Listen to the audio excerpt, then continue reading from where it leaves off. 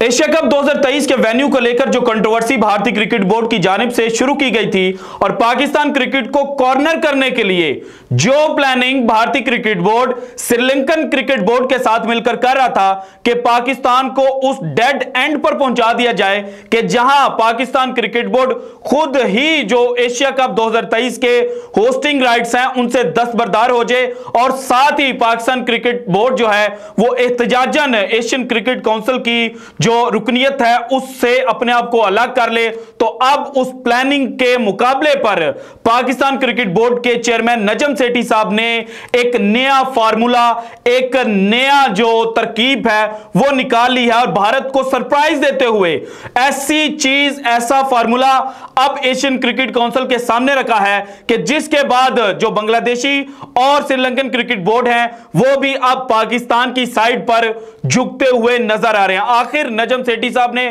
किस तरह से पिछले 24 घंटे के दौरान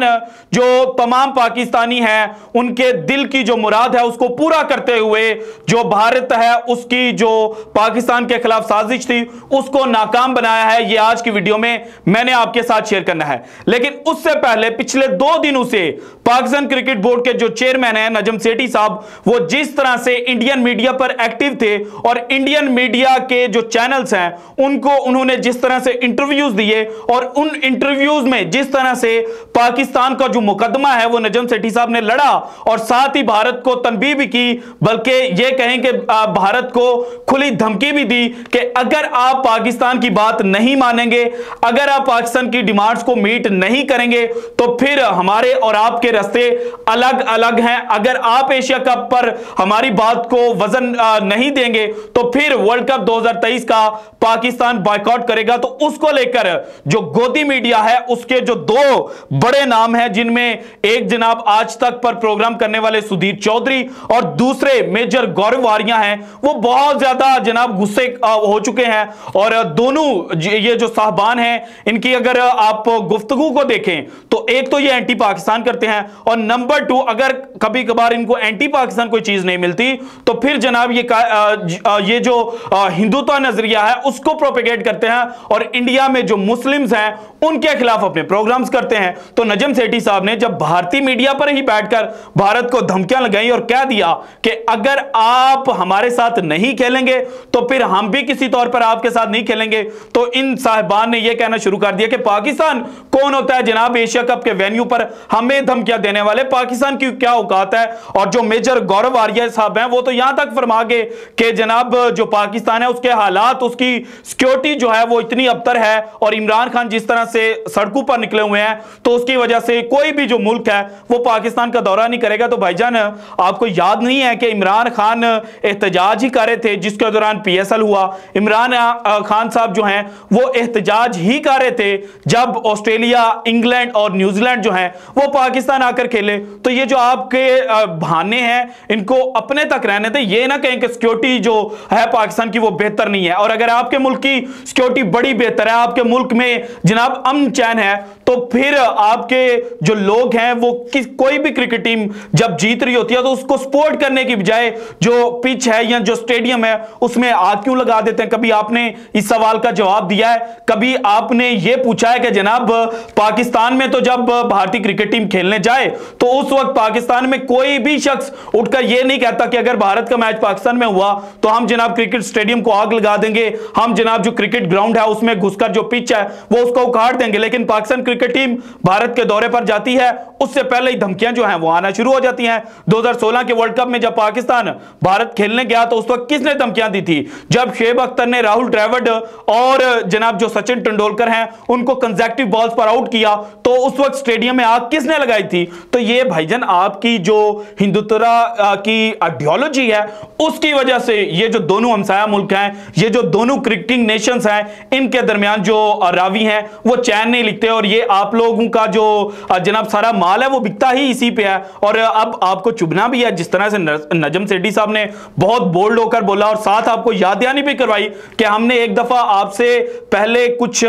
जनाब वादे लिए थे लेकिन आपने वो वादे वफा नहीं किए थे और आपका जो इमेज है, जो क्रिकेटिंग फर्टेनिटी है, उसके सामने चूंकि नजम सेठी साहब रख चुके हैं कि आप तो डायलॉग करते हो, कॉन्ट्रैक्ट करते हो, लेकिन बाद में उस कॉन्ट्रैक्ट को इज्जत नहीं देते और आप जिन लोगों को फॉलो करते हो, जो आपके इस वक्त जनाब हुक्मरान बनकर बैठे हैं, वो तो वोट ही पाकिस्तान के खिलाफ बकवास करने पर लेते हैं। सो आपका गुस्सा होना बनता है। लेकिन अब जनाब जो नजम सेठी साहब हैं उन्होंने फार्मूला दिया। देखें, जो भारतीय क्रिकेट बोर्ड थी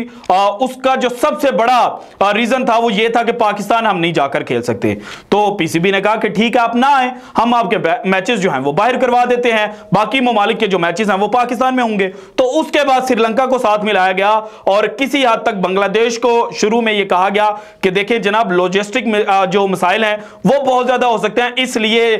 एक दिन मैच जो है वो लाहौर में हो, दूसरे दिन मैच जो है वो जनाब दुबई में हो रहा हो या श्रीलंका में या किसी और न्यूट्रल वेन्यू पर हो रहा हो, तो इस तरह जो जनाब प्लेयर्स हैं वो थकन का शिकार हो जाएंगे। तो पीसीबी ने कहा कि ठीक है, हाइब्रिड मॉडल पर खेल लेते हैं। हाइब्रिड मॉडल में ये करते हैं कि जो इनिशियल राउंड के मैचेस हैं, यानी कि जो एशिया कप है उसको दो हिस्सों में तकसीम कर लेते हैं। पहले जो इनिशियल राउंड के 4 मैचेस हैं वो पाकिस्तान में करवा लेते हैं और उसके बाद जो दूसरा राउंड है वो सारे का सारा जनाब न्यूट्रल वेन्यू पर करवा लेते हैं। लेकिन फिर कहा गया कि जनाब जो दुबई का ऑप्शन आप दे रहे हैं वो ऑप्शन हमें काबिल कबूल नहीं है, क्योंकि जनाब हमारे जो प्लेयर्स हैं वो गर्मी बर्दाश्त नहीं कर सकते। हमारे प्लेयर्स जो हैं वो आईपीएल खेलने के लिए जो गर्मी है वो दुबई की बर्दाश्त कर सकते हैं, लेकिन एशिया कप के लिए बर्दाश्त नहीं कर सकते। और इसमें श्रीलंका को ऊपर रखा गया, श्रीलंका को सामने लाया गया। पीसीबी ने कहा कि ठीक है, अगर आप ये बात भी नहीं मानते, आप भागना चाह रहे हो, हम आपको भागने का मौका नहीं देंगे। तो अब पीसीबी ने एक नया कॉन्सेप्ट जो है वो दे दिया है। वो कॉन्सेप्ट ये है कि इनिशियल राउंड के जो मैचेस हैं वो पाकिस्तान में होंगे और जो सेकंड राउंड है उस पर हम डिसाइड करेंगे। यानी कि जो इस वक्त अंदरूनी सोर्सेज जो हैं पीसीबी के अंदर वो ये दे रहे हैं कि 3 इस वक्त ऑप्शंस जो हैं वो पीसीबी के सामने हैं। नंबर 1 ऑप्शन जो प्रायोरिटी पर है वो है दुबई का। दुबई के ऑप्शन पर इंडिया और श्रीलंका नहीं मानते, तो जो दूसरा ऑप्शन है वो है इंग्लैंड का। चूंकि जो टाइम जोन है उसका डिफरेंस आ जाएगा और जो जनाब ब्रॉडकास्टर्स हैं उनको यहां पर इशू हो सकता है। तो फिर जो तीसरा और लीस्ट ऑप्शन है जिसको अभी पीसीबी इतना हाईलाइट नहीं कर सकता, लेकिन डीप इनसाइड देयर माइंड्स वो श्योर हैं कि अगर ये दोनों फार्मूले हमारे काम ना करे तो फिर ये तीसरा जो लास्ट ऑप्शन इस वक्त पीसीबी ने सोचा है वो ये है कि ठीक है, हम जनाब जो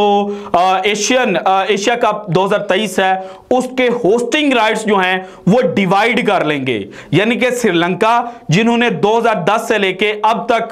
कोई भी एशिया कप होस्ट नहीं किया तो हम उसको साथ मिला लेंगे। अब थोड़ा सा यहां पे पाकिस्तान और जो श्रीलंका है उसके दरमियान डिफरेंस ये आ रहा है। श्रीलंका ये चाहता है कि जो होस्टिंग राइट्स हैं, यानी कि सिर्फ पहले पाकिस्तान के पास होस्टिंग राइट्स है वो डिवाइड कर दिए जाए, जबकि पाकिस्तान क्रिकेट बोर्ड यह चाहता है कि जनाब जो होस्टिंग राइट्स हैं वो पाकिस्तान की मलकियत रहें, जबकि जो श्रीलंका है उसको पे कर दिया जाएगा, चूंकि हमने उनके जो ग्राउंड्स हैं वो रेंट पर लेने हैं और साथ ही जो ग्राउंड और गेट मनी है उस पर थोड़ा सा इख्तलाफ है। लेकिन जो पीसीबी के अंदरूनी जराए हैं वो ये कह रहे हैं कि जनाब ये भी जो इशू है ये सॉर्ट आउट कर लिया जाएगा। सो इस मॉडल के बाद अब जो भारत है उसके बाद कोई ऑप्शन नहीं बचता कि वो अब क्या बहाना लगाएगा। अब उनके जितने भी हीले बहाने थे उनका जो हल है वो पाकिस्तान क्रिकेट बोर्ड ने ढूंढ लिया हुआ है और अब जनाब जो पाकिस्तान को डेड एंड पर लाना चाहते थे उनके लिए खुद जो डेड एंड है वो आ चुका है। और अब भारत को यह सोचना पड़ेगा कि पाकिस्तान की बात मानते हुए, या यूं कह लें, मतलब आप इजी अगर कहना चाहते हैं तो पाकिस्तान ने चूंकि भारत की बात मानी है तो अब भारत को भी पाकिस्तान की बात माननी पड़ेगी। और यह सारा कुछ इस वक्त जो